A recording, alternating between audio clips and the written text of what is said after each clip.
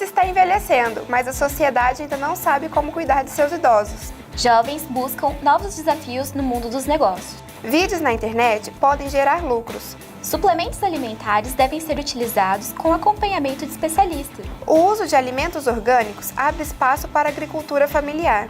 E não perca a dica de filme no Mandando Ver de hoje. Começa agora o Lente Aberta. Segundo o levantamento do IBGE, a população do Brasil está envelhecendo. Os dados apontam que nos próximos 15 anos o número de idosos deve aumentar em 50%. Serão 35 milhões de idosos, mas apesar dessa realidade, muitos ainda são abandonados pelas famílias. Sem contato com a família e morando sozinha, Dona Maria de Jesus foi levada para este lar de idosos. Apesar dos cuidados que recebe aqui, ela só pensa em voltar para a casa dela. E eu não quero ficar aqui não, quero ir embora. Eu sou nada na minha casa, né? Casos de abandono como o de Dona Maria podem parecer inexplicáveis, mas, segundo Regina, gestora deste lar em Ribeirão Preto, é um comportamento cultural de não valorização dos idosos. Nós ainda não valorizamos a bagagem, o conhecimento, a troca de experiência que esse idoso pode passar para nós enquanto mais jovens. E ele mesmo se sente assim: envelheci, não sirvo mais para nada. Na vida temos algumas certezas, e uma delas é de que vamos envelhecer. A idade traz consigo a experiência e a sabedoria, mas traz também dificuldades e dependência. E lugares como este são, por muitas vezes, a última opção para os idosos, mesmo que contra a própria vontade. Existem muitas famílias que acabam cometendo essa violência, tá? Do abandono. Nem todos os idosos são abandonados aqui no lar, mas outro fato que chama a atenção é a falta de visitas de familiares. Aqueles que já vêm com problemas familiares, normalmente eles quase não recebem visita. Aqueles outros idosos que forem encaminhados porque existe algum problema familiar por trás, drogadição, álcool, tá? Aquele idoso que estava sendo violentado pelo próprio familiar, esse idoso também quase não vai receber essa visita. Para essa psicóloga, a visita aos idosos é importante, mas em algumas situações pode ter o lado negativo. Parte positiva, quanto mais movimento para eles, se é alguma coisa que vai de encontro ao que eles gostam e que tenha significado, ótimo. Mas tem a parte negativa. O familiar que só vem aqui para buscar o pouco do dinheiro que ele tem, que vem aqui para depositar um monte de problemas. Se por um lado há o abandono, por outro há pessoas como Maria Helena, que mesmo sem nenhum vínculo de parentesco, dedica parte do seu dia para ajudar os idosos do lar. Eu tomo conta de uma lojinha deles de móvel usado, lá fora, das 7 às 11. Depois eu vou ir para dentro, vou passar a digitação. Se tiver que fazer banco, prova de vida, eu vou. Se tiver que acompanhar um baile, eu vou. Se tiver que ajudar na cozinha, eu ajudo. Apesar de ainda haver casos de abandono, Regina ressalta que houve uma mudança no perfil das famílias que deixam os idosos aos cuidados de um lar. Existem alguns motivos, tá? Ou por falta de condições para poder estar cuidando desse idoso. E quando a gente fala condições, são condições econômicas, físicas, materiais. Existem aqueles também que perderam os vínculos familiares com esses idosos. A casa do vovô fica no bairro Campos Elíseos, em Ribeirão Preto, e tem a capacidade para atender 92 idosos. A entidade que busca integrar o idoso na sociedade e diminuir o abandono precisa de doações e de ajuda de voluntários. Acesse o site que aparece aí na tela e colabore com a casa. E os jovens hoje querem montar o seu próprio negócio. Pesquisa divulgada em 2014 pela Associação Mundial GEM revelou que as empresas no Brasil que estão em funcionamento nos últimos 3 anos, 50% pertencem a jovens entre 18 e 34 anos. Hoje em Ribeirão Preto é muito comum encontrar jovens que tenham seu próprio negócio. Júlio César sempre teve esse desejo desde criança. Olha, antes daqui eu tive experiência profissional em uma financeira, trabalhando no setor administrativo, e eu trabalhei anteriormente em uma marcenaria também, na área de produção. Quando eu estava nesse contexto, trabalhando para outras pessoas, eu não me sentia motivado. E não são apenas futuros administradores que decidiram investir no empreendedorismo. É o caso da Juliana, formada em psicologia, que abriu há 3 anos e meio a própria empresa de lingeries. A primeira motivação foi disponibilidade de horário, foi a primeira coisa, e maior ganho financeiro também. Grande parte dos jovens nascidos em meados de 1980 e início dos anos 90 está achando mais vantajoso ser patrão e abrir o próprio negócio do que entrar no mercado de trabalho formal. Pesquisa divulgada em 2014 pela Associação Mundial GEM, em parceria com o Instituto Brasileiro de Qualidade e Produtividade, confirmou que das empresas abertas com até 3 anos de atividade no Brasil, 50% são de jovens entre 18 e 34 anos. Para essa economista e gerente regional do Sebrae, o fator que os motiva é não gostar de acatar ordens. Bom, esse crescimento eu acredito que é devido a essa, eu vou colocar um termo, insubordinação a limites que esse jovem tem. E aí ele passa a procurar novas oportunidades. O jovem, ele arrisca, se não deu certo, tudo bem, ele faz de novo. E no empreendedorismo, esse é um comportamento muito importante. Porque a pesquisa que a gente tem é que o empreendedor de sucesso, ele empreende normalmente, em média, 3 negócios para que um dê certo. Para Júlio César e Juliana, os pontos positivos de ser o próprio chefe variam desde a flexibilidade de horário e rotina até o crescimento pessoal. Tem todo um contexto de você crescer enquanto indivíduo. Então, quando eu abri esse negócio, eu tive uma série de aprendizagens, eu tenho a motivação de ser responsável pelo crescimento desse lugar, e tudo isso acaba te empurrando para frente. Você cresce, você ganha novas percepções, você vê como é realmente o mercado, como ele funciona. É tudo muito diferente da sua intuição quando você está em campo.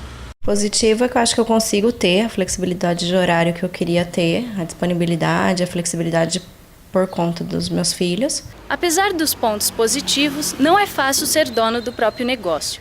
Existem muitos desafios a serem enfrentados. Tem uma pesquisa que diz que aquele negócio que abre e que antes dele abrir, o empreendedor buscou informação, planejou, buscou outras entidades, outras experiências de pessoas que abriram e tiveram sucesso, como também a experiência de quem abriu e não teve sucesso, é muito importante para a estrutura desse novo negócio. Você está em um cenário do país de crise econômica, isso é uma coisa que afeta, atinge, independente do campo que você tá, vai te atingir. E acho que ser novo, ser o primeiro negócio, faz tudo ser um desafio um pouco maior. Você não tem uma experiência anterior para te fortalecer nas suas decisões. Você tem que testar e acontecer. Eu trabalho muito mais do que eu trabalharia, né? Assim, em horários e não consigo ter férias, né? Um período longo de férias, no caso 20, 30 dias, não consigo ter. E para quem quer ser um empreendedor, a especialista dá dicas. Busque informação, mesmo que essa informação não seja aquilo que ele vai praticar, mas é bom ele ter, quanto mais opções e escolha ele tiver de estratégia, de conhecimento para o seu novo negócio, maior é a chance dele ter resultados positivos. No próximo bloco, você vai ver como a internet pode gerar renda.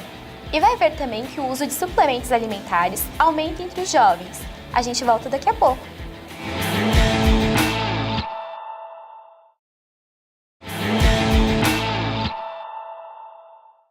Moradores usam rede social para reclamar de buracos e vazamentos em Ribeirão Preto. O grupo Por uma Ribeirão Melhor utiliza o Facebook para mostrar os problemas da cidade. Fotos são publicadas e muitas reclamações já foram solucionadas. Acesse o endereço que aparece aí na tela e ajude a melhorar a cidade. E falando em internet, ela é o terceiro veículo de maior alcance no país, perdendo apenas para a TV e o rádio. 57% da população do país está conectada e aos poucos as pessoas estão aprendendo a se beneficiar dessa ferramenta. Vídeos e até posts em blogs já viraram sinônimo de fonte de renda para muita gente. Na adolescência, Melo Colella ganhou uma câmera da mãe e desde então não parou mais de gravar vídeos. Ali eu vi um tipo de terapia para minha pré-adolescência, porque eu não tinha muito amigos, então a minha diversão era fazer vídeo para mostrar um pouco de mim. E com isso eu ganhei amigos e futuramente fãs, então foi muito divertido. Nunca visei o dinheiro, nem sabia que dava para ganhar dinheiro. Há 8 anos, ela resolveu postar os vídeos na internet. Hoje, a brincadeira virou negócio. O YouTube me ajudou muito a comprar várias coisas que eu tenho, por exemplo, meu carro, né, que é uma coisa para quem não trabalha, conseguir comprar um carro com o YouTube é fenomenal. Então, com certeza, não procuro emprego, só faço vídeo. Rafael também descobriu que a internet pode ser utilizada para apoiar o trabalho que realiza como jornalista fora das redações. Para ele, o blog de esportes que criou em outubro de 2015 é a maior vantagem de se trabalhar de forma independente. O blog é bem novo, ele começou em outubro, no comecinho de outubro, foram 9 anos de Folha de São Paulo. O meu blog está hospedado em uma grande empresa, está no próprio Grupo Folha, mas ele é hospedado no UOL. Todos os dias, inúmeros blogs e vídeos são publicados na internet. E apesar da concorrência, esse conteúdo pode ser transformado em lucro. Para o diretor da Associação Brasileira de Agentes Digitais, não existe uma fórmula para o sucesso. O que existe é muito conteúdo a ser explorado e um público que busca pelo novo todos os dias. É muita disciplina, né? Porque muita gente começa, não começa a ganhar dinheiro e rapidamente desiste. Então, disciplina e persistência é super importante. Uma outra coisa é, tente falar de algo que as pessoas não estão falando, né? Ou falar com propriedade daquele assunto que tem muita gente falando, para que assim você seja visto como referência no assunto e passe a ter mais audiência. A receita é ter audiência. Quanto mais pessoas te seguirem, né, e te assistirem, maior as chances de você ganhar dinheiro. Vinícius diz que a tendência do mercado da internet é crescer cada vez mais. Não tem como a gente viver mais sem a internet, né? A gente costuma dizer que a pessoa sai sem carteira de casa, sem documento, mas não sai sem o celular. Tanto Rafael como Melo Colella, cada um à sua maneira, afirmam que pretendem conquistar cada vez mais espaço na internet. O blog me dá uma liberdade total de produção, me dá uma liberdade de definição de pautas, me dá uma liberdade de ter uma vida mais tranquila. Por exemplo, eu faço um post uma vez por dia. Aí eu posso escolher se eu quero trabalhar das 8 às 10 da manhã nele, se eu quero trabalhar do meio-dia às 2, se eu quero trabalhar à noite, se eu quero trabalhar de madrugada. Eu que decido. É uma coisa assim que seria muito legal eu marcar a minha vida inteira com isso. Não pretendo. A busca pelos suplementos alimentares entre os jovens tem crescido. Mas atenção! Aqueles que desejam incluir em sua alimentação diária esses suplementos devem buscar antes uma orientação médica. Foi logo depois do casamento que André começou a sentir o peso na balança e tomou a decisão de ir para a academia perder os quilinhos que ganhou. Aproveitou também e incluiu suplementos em sua alimentação. Engordei 10 quilos do meu peso e aí eu comecei a malhar vai fazer uns 4 anos. Nesse processo todo, 1 ano depois, eu comecei a sentir que eu estava cansado, que a minha alimentação não estava tão bacana, então eu comecei a conciliar a alimentação com o suplemento alimentar. Então, logo após o treino, meu corpo ele necessita de ter uma recuperação mais rápida, né? Então eu tomo o meu whey, que ele vai me ajudar nesse momento, para também não ficar com fadiga no músculo. De acordo com essa educadora física, o Whey Protein é hoje o suplemento mais procurado pelas pessoas nas academias. Sabendo ser usado, ele tem mais benefícios do que malefícios, porque com a alimentação adequada, introduzindo o Whey Protein na alimentação, ele ajuda muito a parte muscular. Segundo o levantamento realizado em 2014 pela Associação Brasileira de Empresas de Produtos Nutricionais, há cerca de 10 mil pontos de venda de suplementos esportivos no país, um mercado que cresce 30% a cada ano. O suplemento mais popular, à base de proteínas, responsável por 60% das vendas, não é mais preciso entrar em uma loja especializada. O produto já está disponível nas farmácias. As redes sociais têm feito papel de propagadora do modelo do corpo perfeito, estimulando jovens a fazer o que for preciso para alcançar esse ideal. Um quer aparentar ou quer ser melhor que o outro. Então essa procura, ela aumenta e essa preocupação, ela dobra em relação a isso. André diz estar satisfeito com os efeitos da suplementação alimentar e que não teve nenhum problema após a ingestão dos produtos. Eu reduzi a minha massa de gordura, minha gordura no corpo e estou conseguindo transformar essa gordura em músculo. Então isso é bacana, porque às vezes a gente pensa que emagrecer é saudável. Esses suplementos que eu tomo não fez nenhum problema no meu corpo ainda. Por exatamente isso, eu pesquisar e ver até onde que eu posso tomar, o que eu posso tomar, o que vai ser legal para o meu corpo, o que vai ser legal para o meu futuro. Mas a educadora física sempre orienta que é preciso, antes de adotar os suplementos na alimentação, procurar por um profissional especializado. É procurar um profissional da área específica, que seria um nutricionista ou um endocrinologista, que eles sim passariam através de exames e a suplementação adequada para cada tipo de pessoa, para cada indivíduo. No próximo bloco, saiba mais sobre a agricultura familiar e seus benefícios. E veja também a nossa dica de filme da semana. A gente volta já.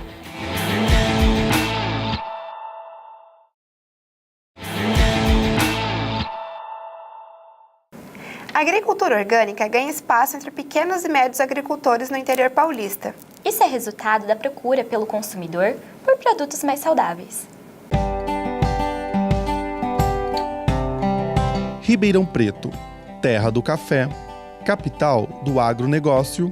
Aqui se tem oportunidade para o cultivo de produtos orgânicos através da agricultura familiar. Fundada em 2008, a ONG Estação Luz trouxe um propósito diferente para a população ribeirão-pretana. A instituição possui uma plantação de alimentos orgânicos e realiza cursos de cultivo desses produtos. Os participantes do projeto aprendem técnicas desde o manejo sustentável de água à produção de alimentos. O curso de tomate orgânico é realizado pelo Senar, em parceria com a Estação Luz. Ele está sendo realizado de julho a outubro de 2015, onde é aberta à comunidade, público geral. Os participantes aprendem todo o conceito de produção orgânica do tomate. Em Ribeirão Preto, pequenos agricultores hoje são responsáveis pela produção de produtos orgânicos e fazem parcerias com instituições que visam o desenvolvimento de projetos socioambientais. A ideia é trabalhar conceitos de sustentabilidade através da educação ambiental. Celso é um dos alunos que valoriza a plantação de orgânicos. A gente faz desde o começo o cultivo, o manejo, a colheita, e nós mesmos vendemos. E era bom o pessoal da cidade conscientizar e plantar qualquer espacinho, alguma coisa orgânica para o próprio sustento, e sem agrotóxico é mais importante. Os conceitos de sustentabilidade e cuidados com o meio ambiente também são a base da agricultura familiar. Essa prática é utilizada em propriedades de pequeno porte e que são geridas pela própria família. Segundo o Instituto Brasileiro de Inovação e Sustentabilidade do Agronegócio, IBISA, no estado de São Paulo existem mais de 300 mil propriedades que possuem até 50 hectares de área e um grande número com menos de 20 hectares. Nós temos aí um desafio muito grande, que é justamente fazer com que essas pessoas tenham renda dessas atividades e que possam permanecer e, acima de tudo, crescer e oferecer uma vida com dignidade para todos os seus membros. Os casos de sucesso, principalmente de pequenos agricultores, que a gente pode até dizer os familiares ou dos assentamentos, foram aqueles onde eles foram capazes de se reunir em pequenas associações ou cooperativas, trabalhando conjuntamente, comprando insumos conjuntamente, processando minimamente ou até fazendo geleias, compotas, aumentando o tempo de prateleira dos seus produtos e aí oferecendo isso ao mercado. Nessa cooperativa do assentamento Mário Lago, a produção de alimentos orgânicos é feita para a própria subsistência e o restante é vendido. E aí a gente tem venda direta, a gente tem pontos de feira e a gente tem também os programas sociais do governo. Então a gente entrega, a gente tem uma cooperativa que organiza a produção, a gente entrega no banco de alimento, então o governo federal nos compra e esse alimento é distribuído para as entidades sociais. E aí a gente tem também o PNAE, que é o Programa de Merenda Escolar, que a gente entrega também. e as feiras, os pontos de feira e alguns amigos. Então, assim, a gente tem quitanda. E tem as pessoas também, amigos da cidade, que vêm aqui comprar direto da gente aqui também na roça. Diogo e Andréa descobriram as vantagens do cultivo dos orgânicos. Desde então, decidiram se unir com os pequenos agricultores e comercializar os alimentos na garagem de sua casa. A gente gosta de estar em contato com a terra, em contato com o pessoal do assentamento. A gente estava precisando de uma renda e o pessoal lá tem uma dificuldade de escoar os alimentos. Então, como a gente está num ponto legal aqui, tem essa garagem, a gente resolveu. A gente expõe os produtos aqui na banca, então as pessoas que estão passando, vizinhança e tal, podem vir comprar diretamente. Ou também as pessoas podem fazer a encomenda pelo Facebook mesmo, né? A gente posta toda a produção na quinta-feira, então aí depois você só vem e busca no sábado. E aí uma amiga que começou a comer os orgânicos e eu fiquei interessada em saber, né, como que era, como é mais importante para as crianças, para a gente, e o sabor dos alimentos é outro sabor. Para Diogo, o consumidor deve ter o conhecimento do que está levando para casa. Deve ter consciência de que ele faz parte de uma cadeia em que o valor do alimento vai muito além do que ele paga. A proposta aqui é o consumidor conhecer o agricultor, ser amigo do agricultor. Olha como é interessante isso. Você conhecer a pessoa que produz o seu alimento, que produz o alimento da sua família, o alimento que vai te manter saudável. Então isso é uma coisa muito rica, é uma relação, ultrapassa o comercial. Essa é uma das principais propostas aqui da agricultura familiar. A nossa dica de cinema de hoje é baseada no romance homônimo do próprio roteirista David Nichols. E quem vai dar a dica do Mandando Ver são Iris Dufner e Vitória Borges.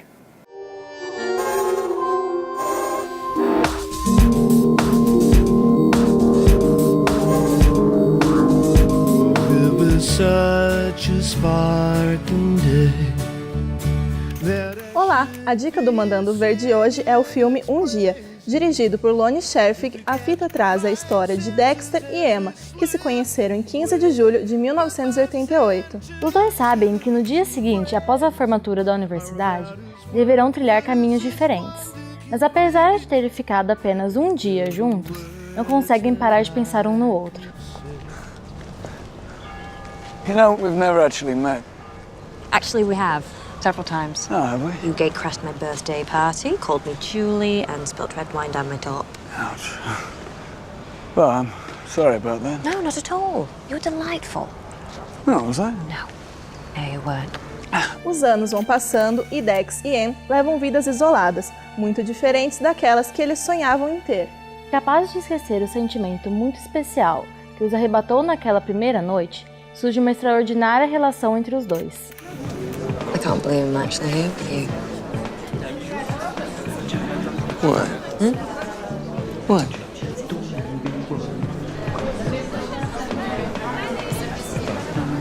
When we were at university, I've always spoke you.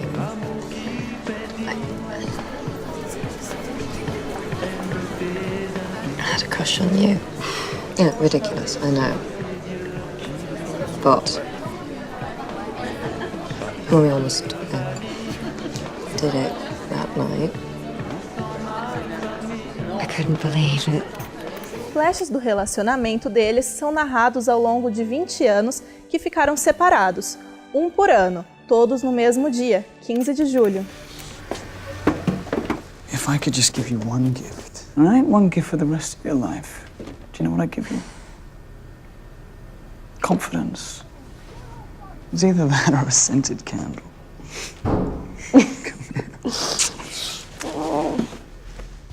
Dexter e Emma enfrentaram disputas e brigas, esperanças e oportunidades perdidas, risos e lágrimas.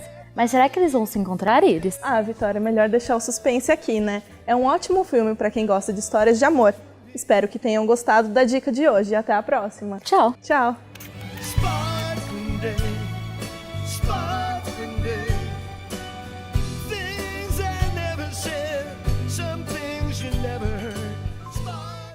O Lente Aberta fica por aqui. Até o próximo programa. Tchau!